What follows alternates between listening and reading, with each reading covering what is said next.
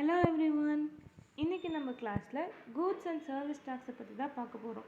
Goods and service tax is nothing but GST. GST ஓட full form தான் goods and service tax. இந்த சாப்டர்ல நம்ம GST பத்தி எதெல்லாம் கவர் பண்ணுவோம் அப்படின்னா introduction of GST and taxes under GST, registration, supply, input tax credit, payment of taxes and finally எப்படி return file பண்ணுவோம். இந்த எல்லா கான்செப்ட்டும் தான் வந்து இந்த சாப்டர்ல நம்ம கவர் பண்ணுவோம்.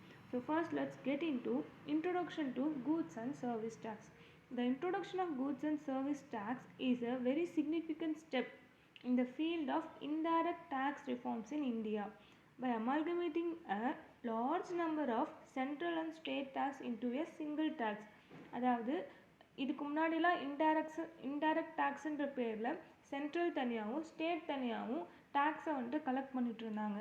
ஜிஎஸ்டியை இன்ட்ரடியூஸ் பண்ணதுக்கப்புறம் எப்படி என்ன ஆச்சு அப்படின்னா சென்ட்ரல் அண்ட் ஸ்டேட் ரெண்டோட டேக்ஸையும் இணைச்சி சிங்கிளாக ஒரு டேக்ஸ் பே பண்ணால் போதும், அது காமனாக இந்தியா ஃபுல்லாக காமனாக இருக்கட்டும் அப்படின்னு சொல்லி ஒரு டேக்ஸ் இன்ட்ரடியூஸ் பண்ணால் தான் அது ஜிஎஸ்டி.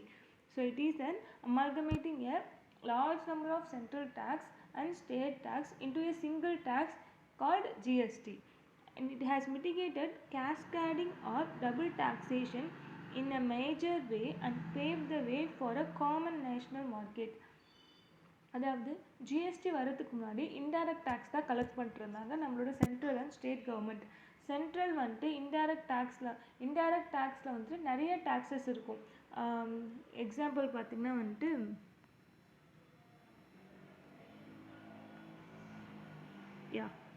ஸோ வந்துட்டு சென்ட்ரல் என்ன பண்ணியிருக்காங்கன்னா முன்னாடி ஜிஎஸ்டி வரதுக்கு முன்னாடி central excise duty of excise. Central excise டியூட்டினா நம்ம ஒரு கூட்ஸை வந்து மேனுஃபேக்சர் பண்ணுறோன்னா அதை மேனுஃபேக்சர் பண்ணுறதுக்கு ஒரு டேக்ஸை வந்துட்டு கலெக்ட் பண்ணுறாங்க கவர்மெண்ட், அதை தான் வந்துட்டு சென்ட்ரல் எக்ஸைஸ் டியூட்டி சொல்லுவாங்க. So central excise duties of excise, medicinal and toilet ப்ரிப்ரேஷனுக்கு ப்ரொடியூஸ் பண்ணுற அந்த கூட்ஸை மேனுஃபேக்சர் பண்ணுறதுக்கு டியூட்டிஸ் ஆஃப் எக்ஸைஸ்ன்னு சொல்லிட்டு ஒரு டேக்ஸை கலெக்ட் பண்ணுறது. கூட்ஸ் ஆஃப் ஸ்பெஷல் இம்பார்ட்டன்ஸ்க்கு additional duties, textiles and textile ப்ராடக்ட்ஸ்க்கு அடிஷ்னல் டியூட்டிஸ் ஆஃப் எக்ஸைஸ். அது இல்லாமல் அடிஷ்னல் டியூட்டிஸ் ஆஃப் கஸ்டம்ஸ் வந்துட்டு இம்போர்ட்டோ எக்ஸ்போர்ட்டோ பண்ணும்போது கஸ்டம் டேக்ஸ் வந்து நம்ம பே பண்ணுவோம். ஸோ அந்த customs, special additional duty of customs, service tax இந்த மாதிரிலாம் வந்துட்டு சென்ட்ரல் வந்து டேக்ஸை வந்துட்டு கலெக்ட் பண்ணிட்டு இருந்தாங்க இந்த நேம் ஆஃப் இன்டைரக்ட் டேக்ஸ்ன்னு சொல்லி. அந்த சேம் கேஸ் ஸ்டேட்டும் வந்துட்டு state value added tax, central sales tax, purchase tax, luxury tax, entry tax, entertainment tax, taxes on advertisement, taxes on lotteries, betting, gambling சொல்லிட்டு இந்த மாதிரி வந்துட்டு ஸ்டேட்டுமே வந்துட்டு அவங்க சைடில் டேக்ஸஸ் வந்து கலெக்ட் பண்ணிட்டு இருந்தாங்க இந்த நேம் ஆஃப் இன்டைரக்ட் டேக்ஸ். அந்த இன்டைரக்ட் டேக்ஸில் ஸ்டேட் தனியாகவும் சென்ட்ரல் தனியாகவும் தனித்தனியாக அவங்களோட டேக்ஸை வந்துட்டு கலெக்ட் பண்ணிட்டு இருந்தாங்க இல்லையா, அது எல்லாத்தையும் மாற்றி சிங்கிளாக ஒரு டேக்ஸு இது இப்படி வந்துட்டு தனித்தனியாக வந்துட்டு யாரும் டேக்ஸ் கலெக்ட் பண்ண வேணாம், இந்த காமனாக வந்துட்டு இந்தியானா மொத்த இடத்துலையும் வந்துட்டு சிங்கிளாக ஒரு டேக்ஸ் பே பண்ணால் போதும், தட் இஸ் ஜிஎஸ்டி பே பண்ணால் போதும் அப்படின்னு சொல்லி கொண்டு வரப்பட்டது அந்த ஜிஎஸ்டி. சரி, அந்த மிட்டிகேட்டிங் கேஸ்கேடிங் ஆர் டபுள் டேக்ஸேஷனாக ஒன்றும் இல்லை. இப்போ வந்து சென்ட்ரல் வந்து எக்ஸைஸ் டியூட்டி வந்து சார்ஜ் பண்ணுறாங்க. ஓகே, அப்போ வந்து மேனுஃபேக்சரர் என்ன பண்ணுவாங்க, கூட்ஸை வந்துட்டு ரா மெட்டீரியல்ஸ் வாங்குகிற ரா மெட்டீரியல்ஸ்க்கு ஒரு டேக்ஸ் 10% போடுறாங்க அப்படின்னா அப்போ மேனுஃபேக்சரிங் காஸ்ட் என்னவாயிடும், ஒரு 500 rupeesக்கு 10% டேக்ஸ் போட்டாங்க அப்படின்னா 500 into 10% 50 rupees. ஸோ வந்து 550 rupees-ஆக மாறிடும் மேனுஃபேக்சர் பண்ணப்போ காஸ்ட்டு. இப்போ மேனுஃபேக்சர் பண்ணி அவன் ஹோல்சேலர் கொடுக்கும்போது என்ன பண்ணுவான், 550 into 10% இன்டைரக்ட் டேக்ஸ்ன்னு பே பண்ணிடுவான். அப்போ 550 into 10%னா 550 + 55 அப்போ 605. அந்த மாதிரி டாக்ஸேஷன் டபுள் ஆகிட்டே போகும், டேக்ஸ் ஆன் டேக்ஸ் வந்துட்டு போட்டுகிட்டே போவாங்க. எப்போனா இன்டைரக்ட் டேக்ஸை ஃபாலோ பண்ணிட்டு இருந்தப்போ. இப்போ அந்த மாதிரி அந்த கேஸ்கேடிங் எஃபெக்ட் டபுள் டேக்ஸேஷன்லாம் வராமல் இருக்கணுன்றதுக்காண்டி தான் இந்த ஜிஎஸ்டியை வந்துட்டு கொண்டு வந்திருக்காங்க. இப்போ இந்த ஜிஎஸ்டியோட இன்ட்ரொடக்ஷனில் வேறு என்ன இருக்குன்னா, ஜிஎஸ்டி வந்து இப்போ வந்து ஒரு காமன் நேஷ்னல் மார்க்கெட், நம்மளோட மொத்த மார்க்கெட்டுக்கும் இந்தியாவில் நீ எங்கே போய் வாங்கினாலும் ஜிஎஸ்டின்ற ஒரு காமனான ஒரு விஷயத்தை வந்துட்டு நம்ம வந்து பார்க்கலாம். வேறு எந்த இன்டைரக்ட் டேக்ஸு, அங்கே இருக்க ஸ்டேட் தனியாக கலெக்ட் பண்ணுற டேக்ஸ் அப்படி இப்படி தனித்தனியாக பிரிக்காமல் ஜஸ்ட் இந்தியானா single tax for indirect tax, அது ஜிஎஸ்டி அப்படின்னு சொல்லி சிம்பிளாக வந்துட்டு முடிச்சிடுறாங்க. அதுவும் இல்லாமல் இந்த from the consumer point of view பொறுத்த வரைக்கும் இந்த ஜிஎஸ்டி இன்ட்ரடியூஸ் பண்ணியிருக்கிறதுனால ஓவரால் 25 to 30% வந்துட்டு நம்ம ஓவரால் டேக்ஸ் பர்டன் வந்து ரெடியூஸ் ஆகிருக்குன்றது சொல்கிறாங்க.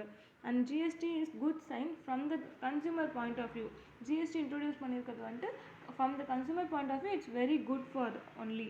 தென் வந்து ஜிஎஸ்டியோட இன்ட்ரொடக்ஷனால் எக்கனாமிக் க்ரோத் வந்துட்டு நல்லாவே பூஸ்ட் பண்ணியிருக்கு அப்படின்னு சொல்கிறாங்க. And because of it's transparent and self policies character, ஜிஎஸ்டியோடைய அந்த டிரான்ஸ்பரண்ட் அண்ட் செல்ஃப் பாலிசிங் கேரக்டர்னால நம்ம எக்கனாமிக் க்ரோத் வந்துட்டு நல்லாவே பூஸ்ட் ஆகிருக்கு. Then GST would be easier to administer, ரொம்பவே ஈஸியாக வந்துட்டு ஜிஎஸ்டி அட்மினிஸ்டர் பண்ண முடியும்னு சொல்கிறாங்க. இல்லை, the idea of moving towards GST was first mooted by then Union Finance Minister in his budget for 2006-07. Initially, it was proposed that GST would be introduced from 1st April 2010. The empowered committee of State Finance Minister, which had formulated the design of state VAT, was requested to come up with a roadmap and structure for the GST.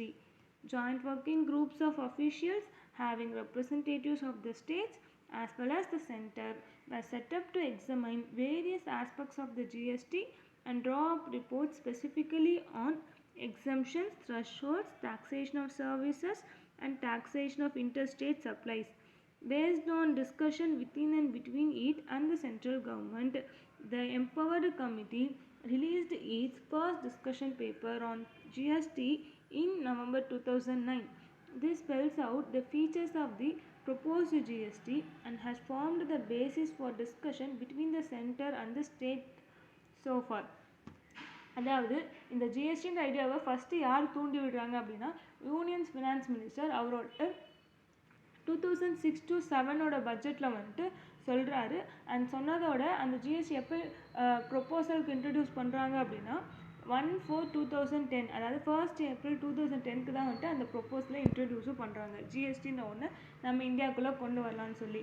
ஜிஎஸ்டின்ற ஒன்று முடிவு பண்ணதுக்கப்புறமே வந்துட்டு இந்தியாவுக்குள்ளே வந்துருமானா இல்லை, 2010லேருந்து work பண்ணி 2017 தான் வந்துட்டு அது வந்து நமக்கு வந்து நல்லாவே நடைமுறைக்கு வந்துட்டு கொண்டு வரப்பட்டுச்சு. ஸோ அத்தனை வருஷமாக வந்துட்டு ஜிஎஸ்டியில் எங்கெங்கே என்னென்ன பிரச்சனை வரும், யார் எந்தெந்த ஜிஎஸ்டி கலெக்ட் பண்ணலாம், சென்ட்ரல் எவ்வளோ கலெக்ட் பண்ணலாம், ஸ்டேட் எவ்வளோ கலெக்ட் பண்ணலாம், எவ்வளோ வந்துட்டு எக்ஸம்ஷன் வச்சுக்கலாம், எதுக்கெலாம் வந்துட்டு ஜிஎஸ்டி கலெக்ட் பண்ண வேணாம், எந்தெந்த ப்ராடக்ட்ஸ்க்கு எக்ஸம்ஷன் கொடுக்கலாம், எவ்வளோ த்ரெஷ்ஹோல்ட் லிமிட் வச்சுக்கலாம், இவ்வளோ அமௌண்ட் இருந்தால் போதும் ஜிஎஸ்டி பே பண்ண வேணாம், இந்த அமௌண்ட்டுக்கு மேலே போச்சுன்னா ஜிஎஸ்டி பே பண்ணும், சர்வீஸ் ஏதாச்சும் பண்ணோம் அப்படின்னா வந்துட்டு அதுக்கு யார் டேக்ஸ் கலெக்ட் பண்ணட்டும் அப்படின்னு சொல்லி அந்த வேரியஸ் ஆஸ்பெக்ட்ஸில் வந்துட்டு ஜிஎஸ்டியை வந்துட்டு ஸ்டடி பண்ணி அனலைஸ் பண்ணி ரிப்போர்ட்டை ரெடி பண்ணி அதுக்கு ஃபைனலி தான் வந்துட்டு ஜிஎஸ்டி வந்துட்டு நடைமுறைக்கு கொண்டு வரப்பட்டுச்சு. ஸோ அப்படி அந்த ஃபர்ஸ்ட்டு ப்ரொப்போஸ் பண்ண அந்த ஜிஎஸ்டி பண்ணலான்னு ப்ரொப்போஸ் பண்ண டேட் என்றைக்குன்னு பார்த்தீங்கன்னா 1 April 2010 அன்றைக்கி ப்ரொப்போஸ் பண்ணியிருக்காங்க. அந்த டைமில் வந்து empowered committee of state finance மினிஸ்டர்லாம் சேர்ந்து ஒரு கமிட்டி ஃபார்ம் பண்ணி அந்த ஸ்டேட் கலெக்ட் பண்ண டேக்ஸை அவங்க சைட்லேருந்து எப்படி ஜிஎஸ்டிக்குள்ளே கொண்டு வரலான்ற ஒரு ரோட் மேப் ஸ்ட்ரக்சரை வந்து போட்டு தரணும் அப்படின்னு சொல்லி ஒரு கமிட்டியை ஃபார்ம் பண்ணுறாங்க.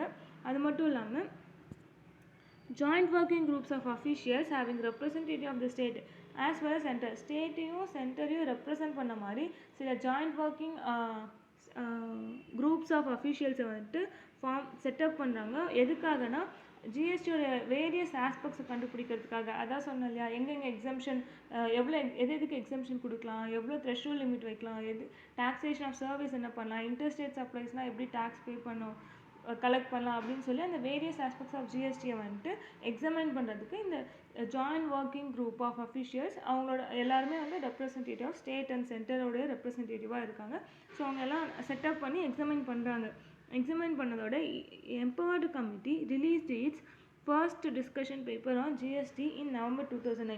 November 2009 வந்துட்டு இந்த எம்பவர்டு கமிட்டி ஒரு ஃபர்ஸ்ட் டிஸ்கஷன் பேப்பர் வந்துட்டு இன்ட்ரடியூஸ் பண்ணுறாங்க, ரிலீஸ் பண்ணுறாங்க. அந்த ஃபர்ஸ்ட் டிஸ்கஷன் பேப்பரில் என்ன சொல்கிறாங்கன்னா ஜிஎஸ்டியை ப்ரொப்போஸ் பண்ணுறதுக்கான ஃபீச்சர்ஸும் அண்ட் வந்து formed the basis for discussion between the centre and the state. Centre and ஸ்டேட்டுக்குள்ளே எந்தெந்த ஃபார்முக்கெலாம் வந்துட்டு டிஸ்கஷன் பண்ணலான்ற சோஃபாரும் வந்துட்டு அந்த ஃபர்ஸ்ட் டிஸ்கஷன் பேப்பரில் வந்துட்டு ரிலீஸ் பண்ணுறாங்க. நெக்ஸ்ட் வந்துட்டு கான்ஸ்டிடியூஷனல் 101st அமெண்ட்மெண்ட் ஆக்ட் 2016.